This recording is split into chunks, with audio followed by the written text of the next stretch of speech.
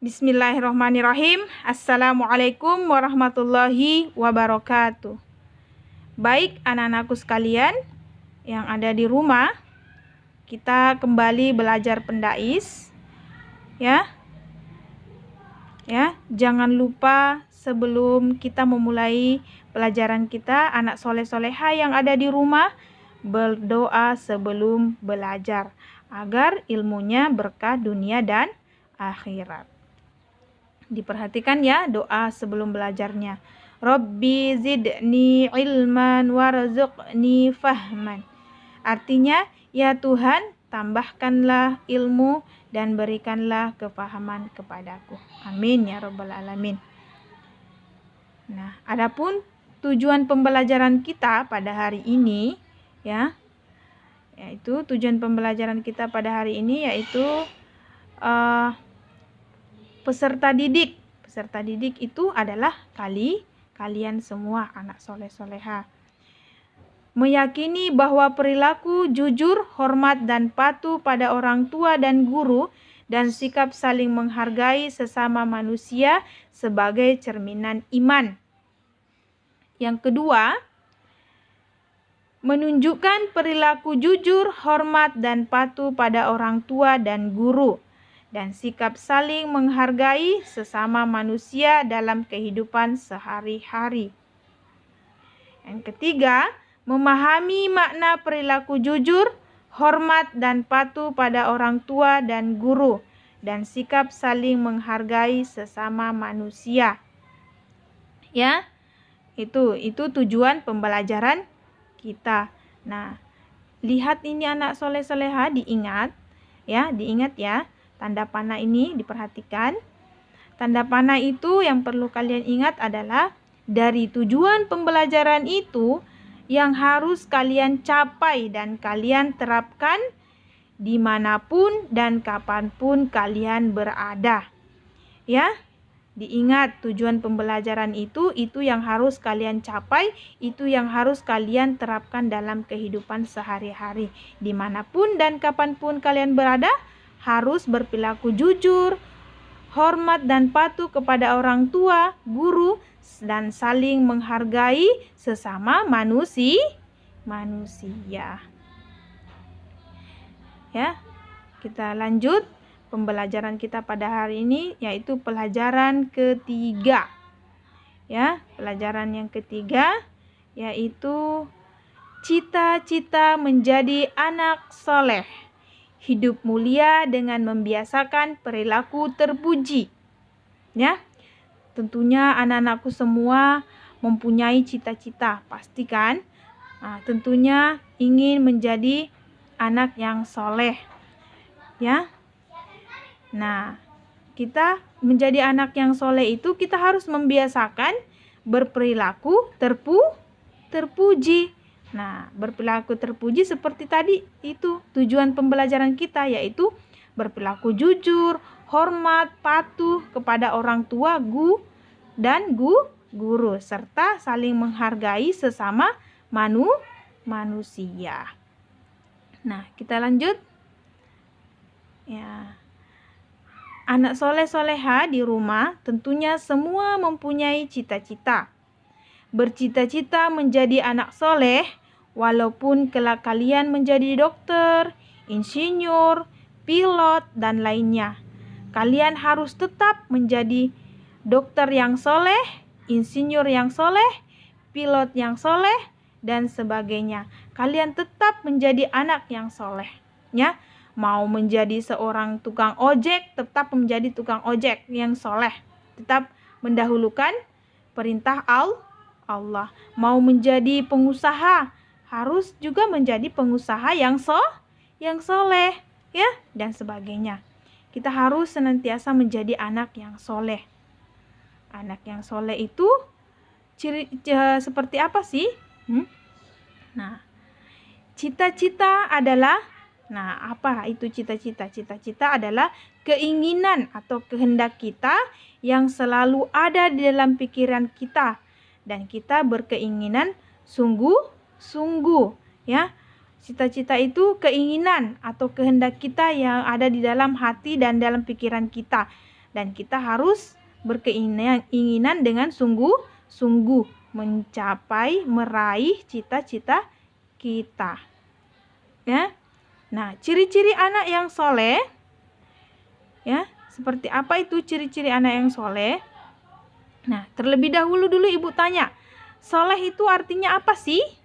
Nah, soleh artinya baik. Nah, anak soleh berarti anak yang baik. Di antaranya anak yang soleh adalah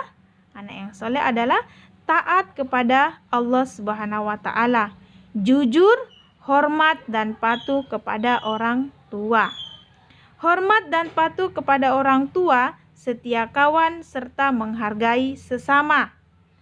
Ya, itu anak soleh soleha, itu ciri-ciri anak yang soleh, yaitu dia taat dan patuh kepada orang tua. Dia patuh kepada orang tua, menghargai, setia kawan, ya. Nah, sebelum kita melanjutkan pelajaran, Ibu mengingatkan kembali anak soleh soleha di rumah agar selalu mempelajari dan membaca bukunya yang kita pelajari 2 pekan yang lalu agar tidak lupa pelajarannya. Ya. Kita lanjut. Ya. Jujur disayang Allah Subhanahu wa Ta'ala. Nah, kalau orang yang jujur disayang oleh Allah. Ingin disayang? Nah, ingin disayang Allah, jadilah anak yang jujur. Jujur pada siapa saja? Nah, jujur pada Allah Subhanahu wa Ta'ala. 1, ya, kita harus jujur kepada Allah Subhanahu wa Ta'ala. Ciri-cirinya selalu mentaati perintah Allah Subhanahu wa Ta'ala dimanapun dan kapanpun. Contohnya pada saat ujian tidak boleh mencontek. Kita dapat berkonsentrasi mengerjakan soal dengan jujur. Ya, Ibu harapkan kepada anak soleh-soleha senantiasa bersikap jujur. Harus dibiasakan karena jujur dapat meningkatkan prestasi dan percaya diri. Ketidakjujuran dapat mendatangkan petaka. Ya, contohnya bagi siswa yang mencontek ketika ujian akan dinyatakan tidak lulus. Nah, ya, kalau kedapatan mencontek, langsung bapak atau ibu gurunya itu mengambil kertas ujiannya. Nah, kalau kita belum selesai mengerjakan, kertas ujiannya diambil, makanya kita bisa jadi dinyatakan tidak lulus. Ya, berbahaya ya kalau kita mencontek. Dan itu merupakan perbuatan yang tidak jujur. Nah, yang kedua, jujur pada diri sendiri. Nah, jujur pada diri sendiri, anak-anakku sekalian, kita itu berbicara sesuai dengan apa yang terjadi. Jangan sampai lain kita buat, lain juga yang kita ucapkan. Nah, itu contohnya tidak jujur pada diri kita sendiri.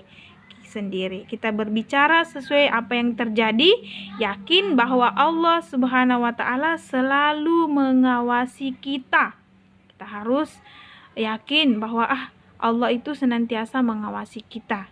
Jadi kita harus jujur. Nah, yang ketiga, jujur pada semua orang. Contohnya, siswa berjanji. Nah, misalnya berjanji kepada bapak atau ibu gurunya agar menyerahkan tugas PR-nya pada hari dan tanggal yang telah ditentukan. Nah, bila siswa tidak memenuhi janjinya, maka gurunya senang. Ya, tidak senang, ya. Bila siswa tidak memenuhi janjinya, maka gurunya tidak senang. Tetapi bila siswa memenuhi janjinya, maka gurunya menjadi senang. Apa yang terjadi jika siswa tidak memenuhi atau menepati janjinya? Siswa tersebut tidak dapat dipercaya. Nah, kepada anak-anakku sekalian, jangan sampai dengan kita senantiasa berbohong atau tidak menepati janji. Nah, itu merupakan kita tidak dipercaya lagi pada orang atau siapapun, ya. Kita lanjut, yaitu hormat dan patuh kepada orang tua dan guru. Ya. Nah, di sini amati gambar. Perhatikan gambarnya. Ada di gambar di situ ada orang tuanya, ada bapaknya, ada ibunya. Sebelum berangkat dia ke sekolah, ia pamitan kepada orang tuanya, salim, ya, cium tangannya. Terus yang kedua, di situ sampai di sekolah lagi dia memberi salam kepada gurunya, lalu salim lagi kepada bapak dan ibu gurunya di sekolah. Hormat dan patuh kepada orang tua. Nah, coba diperhatikan gambarnya itu. Ini contoh bekerja sama dalam anggota keluarga di rumah, ya. Ada bapak, ada ibu. Nah, coba diperhatikan di sini bapaknya menyapu, ibunya mengepel, dan ada anak laki-laki sedang membersihkan cermin jendela, dan yang perempuan melap meja. Itu namanya patuh dan kepada orang tua dan saling membantu, ya. Dan siapa yang menjaga kebersihan lingkungan rumah kita? Yaitu semua anggota keluarga. Nah, orang tua terdiri atas ayah dan ibu. Dari pernikahan mereka lahirlah anak, yaitu kita. Mulai dari dalam kandungan lebih kurang selama 9 bulan lamanya hingga kita besar. Merekalah yang mengasuh, membimbing, memberi makan, minum, dan pakaian, ya, mendidik serta mengajari, mengaji, dan menyekolahkan kita, ya. Orang tua kita itu ibu kita sudah melahirkan kita kurang lebih 9 bulan. Lalu membesarkan kita, mengasuh kita, membimbing, ya, memberi makanan, pakaian, ya, mengajari kita dan menyekolahkan sehingga kita bisa bersekolah. Dalam membesarkan anaknya, ya, orang tua itu dalam membesarkan kita, mereka menghadapi berbagai masalah dalam kehidupan. Maka dari itu orang tua itu senantiasa berdoa kepada Allah Subhanahu wa taala. Seperti apa doanya? Ya Allah, jadikanlah anakku ini anak orang yang saleh, ya, yang taat padamu dan patuh kepada orang tua serta berguna bagi bangsa dan negara. Itu pasti senantiasa orang tua yang selalu doakan kita, doa orang tua kepada anaknya agar dia menjadi anak yang soleh, taat dan patuh kepada orang tua serta berguna bagi bangsa dan negara. Itu harapan ayah dan ibu kita. Mereka tak pernah berhenti berdoa agar anaknya berperilaku soleh. Nah, jasa mereka tidak akan pernah kita dapat membalasnya. Nah, makanya karena kita tidak bisa membalasnya, kita harus membalasnya dengan sepantasnya, yaitu menjadi anak yang soleh, hormat, patuh, jujur, setia kawan, ya, saling menghargai. Nah, itu contoh anak yang soleh. Nah, kita lanjut pelajaran kita. Ya. Hormat dan patuh pada guru. Ibu guru menjaga murid-muridnya bergotong royong bersama-sama. Ya, di sini ada ibu guru bergotong royong bersama muridnya. Ibunya menyapu, ada muridnya cabut rumput, ada juga yang membuang sampah. Ya.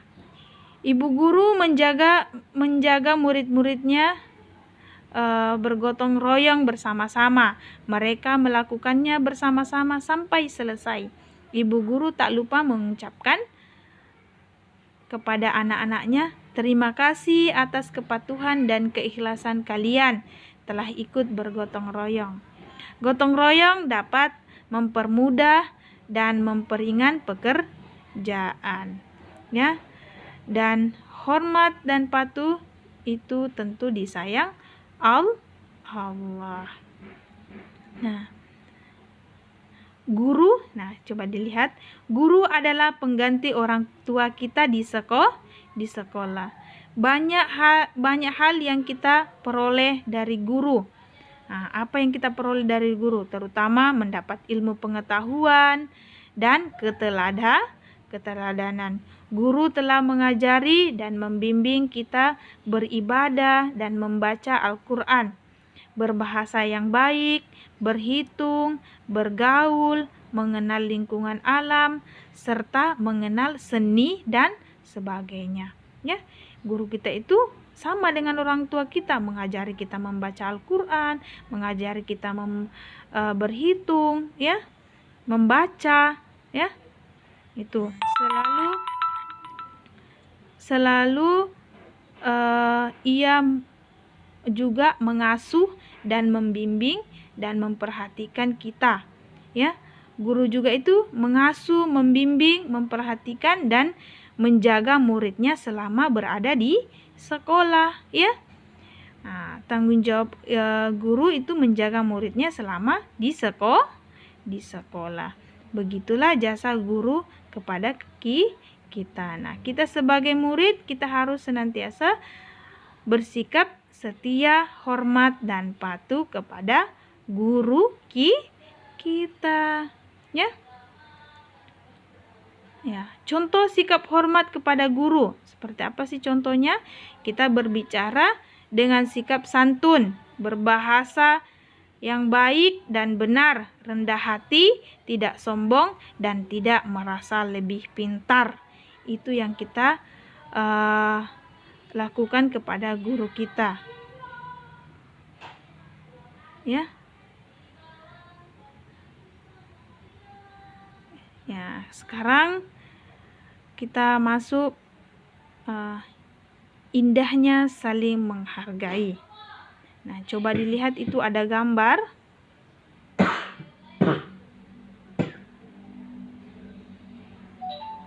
Coba diperhatikan itu ada gambar.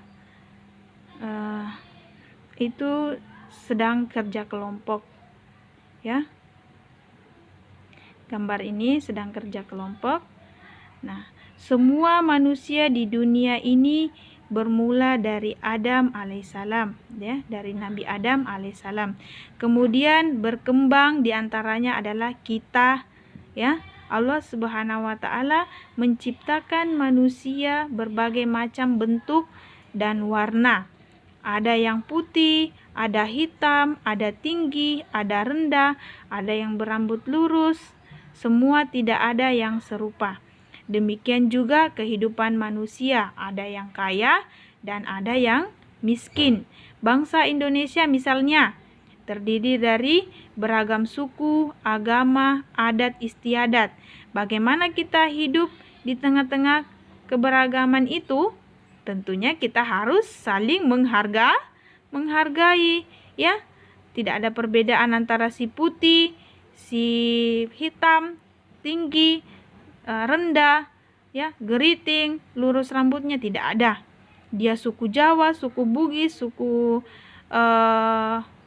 Tidung, apa, tidak ada. Kita semuanya harus saling menghargai. Tidak ada perbedaan antara kita.